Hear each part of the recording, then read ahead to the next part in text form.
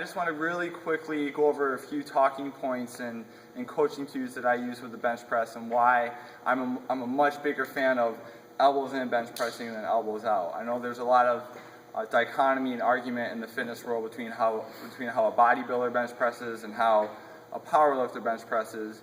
I kind of lean more towards the powerlifter side of things because I just feel like that's the correct way to bench.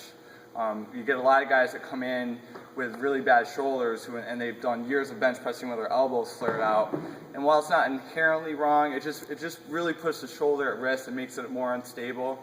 And they do it more so to get more pec activation or pec recruitment, when I'd rather just protect our shoulders, make the bench press a little bit more shoulder friendly, and then we can let our other accessory work take care of the additional pec recruitment that we're looking after. And I think the way that the simple cues that we're going to use here is going to allow guys to bench press more weight anyways, which is going to lead to better pec recruitment or better pec growth in the first place. So just really quickly, as far as the setup, when we get set up, I like to get guys to get their upper back right into the bench, pull themselves tight, and then when they unrack the bar here, they're going to pull their elbows down to the point where they stay in that 45-degree angle. So what I don't want to see is this. Again, that's going to really make the shoulders in a more vulnerable position and really kind of, make them, just hate life in the long run. So here, elbows in, bring down to the chest and up. Another thing we want to be aware of is whether or not we should arch.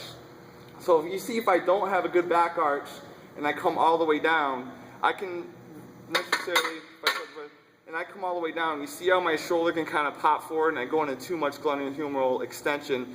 And again, that's going to really put the joint in a vulnerable position and going to cause a more anterior instability. But when I get that big arch here, now I'm pretty limited. I'm here. So again, there's a big difference between going here and having that little bit of an arch and stopping short. And it's really going to protect that shoulder in the long run. So those are just a couple cues on how I feel you can make the bench press a little bit more shoulder friendly. So if your shoulder is bothering you, number one is just omit benching for a couple weeks anyways and follow the cues that I give and the highlights I give you in the article. But two, you can also make bench pressing just a little bit more shoulder friendly by using those two little cues. So give those a try today.